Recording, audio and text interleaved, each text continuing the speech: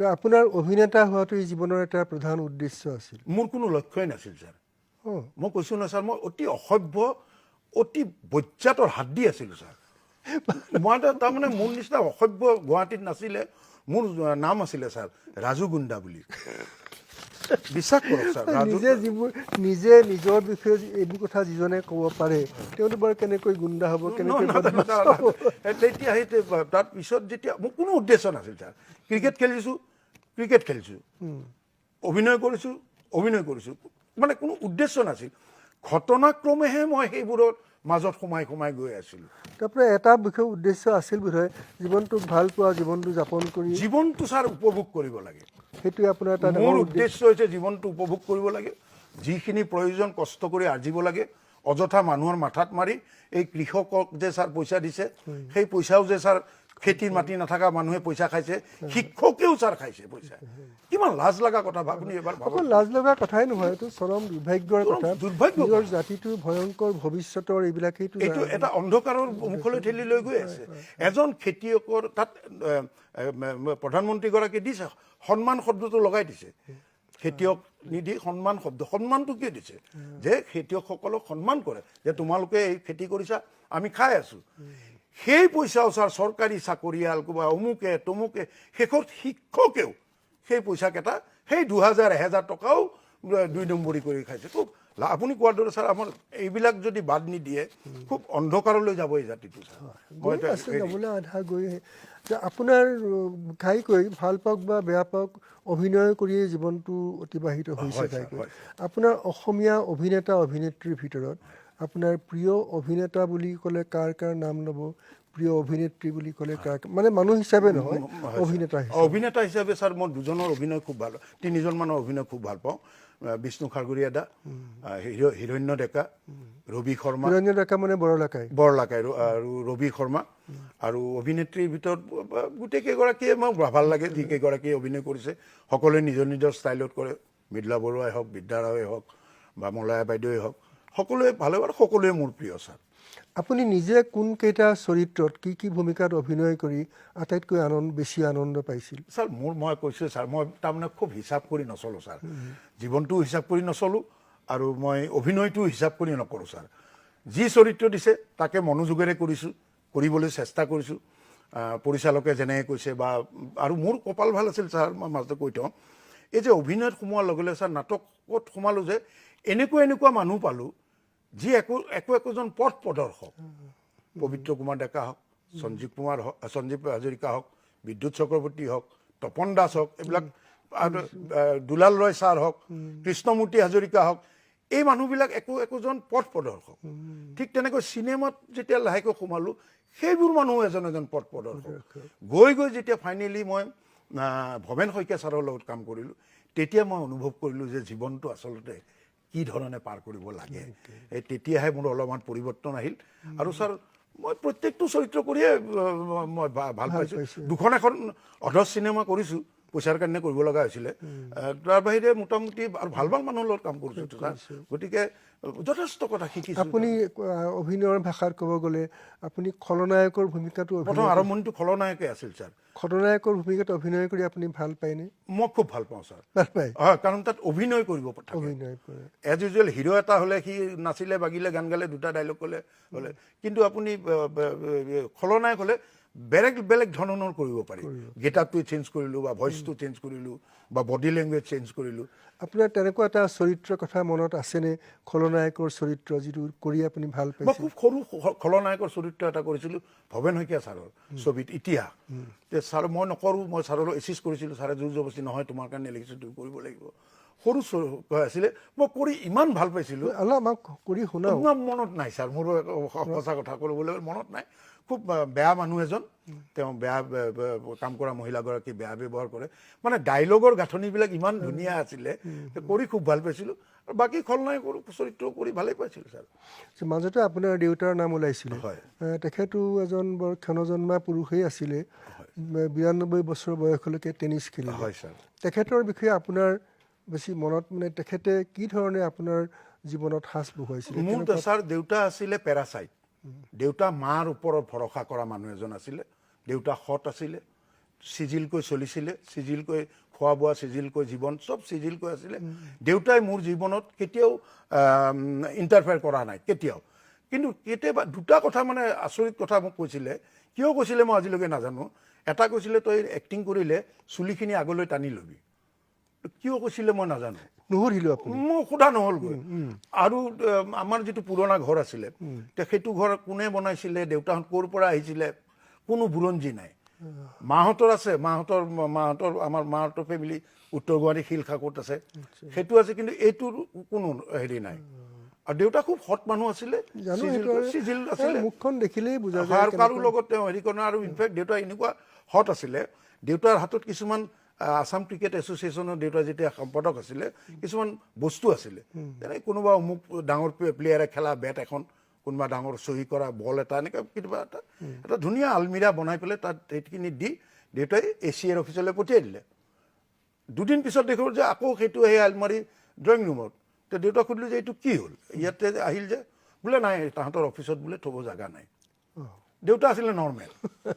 মানে তাৰ কাৰণে মই ইমান কৰিলোঁ, মোক এইখিনি সন্মান নিদিলে, নাছিলে, সন্মান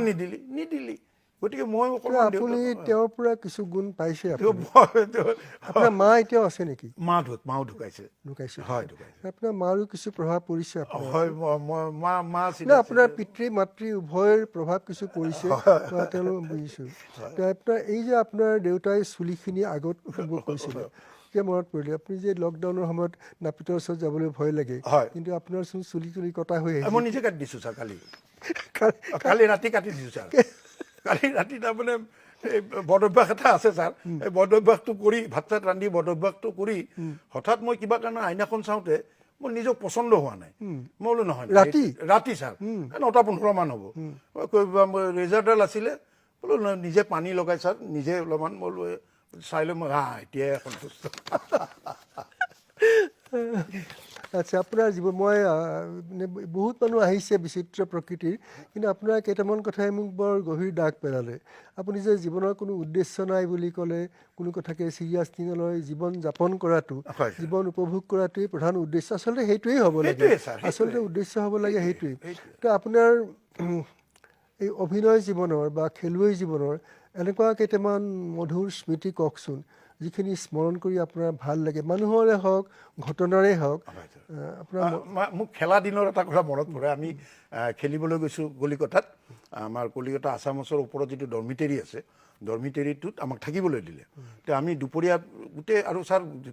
আমাৰ যিমান প্লেয়াৰ আছিল চব অসভ্য ছাৰ, অসমৰ বিভিন্ন অসভ্য। আপোনাৰ যে অসভ্যৰ সংজ্ঞাটো মই বুজি পাইছোঁ। আমি ভাত খাব গ'লোঁ, এতিয়া ভাত খাই ঘূৰি আহি দেখোঁ আমাৰ ৰুমটোত এনেকৈ এখন কাপোৰ দিয়া আছে, ভাগ কৰি দিয়া আছে। তো সুধি হ'ল কোন, বোলে আপাৰ আছামৰ এই ছোৱালী কলেজৰ গ্ৰুপ এটা আহিছে। আমি তেতিয়া কলেজৰ ল'ৰা গ্ৰুপ এটা আহিছে, বৰ ধুনীয়া ধুনীয়া ছোৱালী আহিছে। লগে লগে আমি চব ভাল হৈ গ'লোঁ ছাৰ, ইজনে সিজনক তুমি বুলি মাতোঁ, একেবাৰে আমি মানে এজন সাধু পুৰুষ হৈ গ'লোঁ। আৰু ছোৱালী কেইগৰাকীও কথা চথা পাতিলে দেখিছে যে ভাল ল'ৰা, সুন্দৰ ক্ৰিকেট খেলিব আহিছে, ইমান সুন্দৰ কথা, ইটোৱে সিটোক তুমি বুলি মাতে, ভাল কাপোৰ কানি পিন্ধিছে, সুন্দৰ কথা। আপোনালোকে মুহূৰ্ততে সেইবোৰ কৰি ল'লে? আমি মুহূৰ্ততে কৰি ল'লোঁ ছাৰ, যে আমি এতিয়া ভাল ল'ৰা হ'বই লাগিব। তাৰপিছত হ'ল কথা গ'ল। ৰাতিটো ছাৰ পাহৰি থাকিলোঁ ছোৱালীখিনি আছিল বুলি, চব চৰিত্ৰ ওলাই গ'ল আমাৰ, যিমান জজ্জি আছিলে। আমাৰ এই বদ অভ্যাসটো গোটেই ওলাই গ'ল। পিছদিনা ৰাতিপুৱা দেখোঁ ছাৰ এজনীও ছোৱালী নাই। এই কথাবিলাক মনত পৰিলে কেতিয়াবা নিজৰে হাঁহি উঠে। মানুহ আচলতে যি সেয়ে থাকিব লাগে, সেইটো কৃত্ৰিমতা এটা মুখা এখন পিন্ধি দিলে গোটেই গণ্ডগোল হৈ যায়। এতিয়া আমাৰ এটা লং ফিল্ডৰ কবিতা আছে, art is long and time is fleeting. মানে আমাৰ আপোনাৰ শুনিবলগীয়া কথা মানে এনেকুৱা লাগে 7 দিন 7 ৰাতি শুনিলেও শেষ নহ'ব, কিন্তু সময় পাৰ হৈ গ'ল। তো আপুনি, মোৰ এটা কথা শেষত জানিবৰ মন গৈছে, আপুনি বিচিত্ৰ প্ৰকৃতিৰ মানুহ লগ পালে, মানুহক ভাল পায়, আপোনাৰ জীৱনৰ ওপৰত কিছু প্ৰভাৱ পেলোৱা 2-3জন মানুহৰ কথা কওকচোন, যাৰ স্মৃতি আপুনি মনত খুব শ্ৰদ্ধাৰে পোষণ কৰি আছে। হয় ছাৰ, মই এতিয়া কথা ক'বলৈ গ'লে ছাৰ, মই খুব পঢ়োঁ। মই ক্লাছ 6ৰ পৰা মায়ে খুব পঢ়িছিলে কিতাপ, বঙালী টঙালী মই পঢ়িব পাৰোঁ, খুব পঢ়োঁ, পেপাৰ পঢ়োঁ। ছাৰ, জীৱনত প্ৰভাৱ পেলোৱা মানুহ বুলি ক'বলৈ গ'লে এজন ভৱেন শইকীয়া ছাৰটো ছাৰ 1 নম্বৰত থাকিব। দ্বিতীয়তে স্যাৰ অমিতাভ বচ্চনৰ যিটো লাইফষ্টাইল নিয়মানুবৰ্তিতা সেইটোৱে মোৰ ওপৰত প্ৰভাৱ পেলাইছে তেনেকুৱা মানুহ তেওঁ নিয়মানুবৰ্তিতা 6 মানে 6 7 মানে 7 টাইমত যাব টাইমত কৰিব কাৰো লগত ফাজলামি নাই নিজৰ কাম কৰিলে গুচি আহিলে সেইটো এটা মোৰ প্ৰভাৱ পৰিছে আৰু মোৰ মা দেউতাৰ যথেষ্ট প্ৰভাৱ পৰিছে মোৰ মা আছিলে চিৰাচিটি কৈ দিয়া মানুহ ষ্ট্ৰেট কাট মই বৰ লুকুধাক হৈ কথা ক'ব নোৱাৰো স্যাৰ যি কথা আচ্ছা আপুনি গান গাবলগীয়া হৈছেনে গান গাবলগীয়া মানে স্যাৰ এনে চিনেমাত লিপ মিলাবৰ কাৰণে কেতিয়াবা গাব লগা হয় এতিয়া কো আৰ্টিষ্ট যি কেইগৰাকী থাকে ফিমেল কয় যে নালাগে বাবা তই গাব নালাগে তই এনেই লিপটো মিলা ইমান গাধৰ নিচিনা মাত এডাল কাণৰ কাষত বাজি থাকিব মই ভাব চাপ দিব নোৱাৰো গান গোৱা নহ'লগৈ স্যাৰ এতিয়া এষাৰ গান গাব নাই নোৱাৰিম স্যাৰ একেবাৰে নাই এতিয়া আপুনি এটা এখন ডাঙৰ সভাত বক্তৃতা দিছে সময় বেছি নাই এতিয়া আপুনি বিদায় ল'ব লাগিব অসমৰ ৰাইজক এটা বাণী দি আপুনি বিদায় লওকচোন আপোনাৰ জীৱনৰ দৰ্শন কি জীৱনৰ পৰা কি পালে কি পাবলৈ বাকী থাকিলে আৰু দিনটো বহুত আছে আপোনাৰ আয়ুষত আৰু কি ভৱিষ্যতে কি পাবলৈ আশা কৰিছে এই বিষয়ে আপুনি 2 মিনিটমান স্যাৰ মই এটা কথাই ক'ম যে মানুহে দৰকাৰতকৈ বেছি ল'ব নালাগে স্যাৰ মোৰ এই বয়সলৈকে যিখিনি অভিজ্ঞতা দেখিছোঁ স্যাৰ মই এটা বস্তু খুব মানো আগৰ কালত এই 60 বছৰ সংসাৰ কৰি বানপ্ৰস্থ হৈ গছৰ তলত 60 বছৰৰ অভিজ্ঞতাৰে কিছুমান কথা লিখিছিল ওপৰলৈ থোৱালে নিজৰ গাত পৰে লোকলৈ হুলপুটি নিজে মৰে ফুটি এই কথাবোৰবিলাক মই মানো স্যাৰ আচলতে মানুহৰ যিখিনি প্ৰয়োজন সেইখিনিয়ে আৰ্জিব লাগে আশীৰ্বাদ আৰ্জিব লাগে আৰু এনেকৈ জীৱনটোত কাম কৰিব লাগে যাতে শ্মশানত মৃত্যুৰ সময়ত মানুহ ভিৰ হয় যাতে 10 জন মানুহৰ অন্তত 2জনে মানুহজন ঢুকাই থাকিল বুলি দুটোপাল চকুলো পেলায় মৰিল ভালেই হ'ল দে সেই জাতীয় মানুহৰ পাবলৈ জীৱনটোত কাম কৰিব নালাগে স্যাৰ আৰু মই দেখিছোঁ বহুত মানে ঘুচ খোৱা মানুহ হেৰি মানুহ তেওঁলোকৰ জীৱন কেতিয়াও সুখৰ নহয় স্যাৰ আপুনি ঘৰত এই পুলিচ আহিল নেকি এই কোনোবাই ধৰিব নেকি এই উগ্ৰপন্থী আহে নেকি সেইটোতো জীৱন নহ'ল স্যাৰ আৰু মোৰ কথা হৈছে সেইটো আৰু অধ্যয়ন যিটো বেংগলী মানুহখিনিৰ আছে তেওঁলোকে ইংৰাজৰ পৰা পালে অধ্যয়ন সঞ্চয় আৰু ভ্ৰমণ এই তিনিটা বস্তু আমাৰ অতি প্ৰয়োজন অধ্যয়নৰ এতিয়াতো স্যাৰ অধ্যয়নৰ অতি প্ৰয়োজন হৈছে অতি দৰকাৰ হৈছে যে পঢ়া শুনা কৰি আমি আৰু এটা ভাল হৈছে স্যাৰ এই লকডাউনৰ সময়ত যিখিনি মানুহ ঘূৰি আহিলে যিখিনি আমাৰ মানুহ আহিলে সেই মানুহখিনিয়ে যদি মোবাইলত লুডু খেলি সময় নকটায় সিহঁতে যদি কিছুমান কামত ধৰে স্যাৰ আমাৰ চব আছিলে আমাৰ ধুবি আছিলে নেতাই ধুবনি ঘাট আমাৰ স্যাৰ চুলিকটা মিস্ত্ৰী আছিলে চব আছিলে আমাৰ কিন্তু আমি কৰ্মবিমুখ হৈ গ'লো গতিকে এইটো এটা প্ৰকৃতিয়ে ভগৱানে সুযোগ দিছে যে আকৌ নিজৰ কামবিলাকলৈ ঘূৰি যাওঁ বৰ সুন্দৰ কথাৰে আপুনি অনুষ্ঠানটোৰ সামৰণি মাৰিলে মই অভিভূত হৈ গ'লোঁ আপোনাক ভগৱানে মংগল কৰক ধন্যবাদ স্যাৰ সুস্বাস্থ্য দিয়ক দীৰ্ঘ জীৱন দিয়ক নমস্কাৰ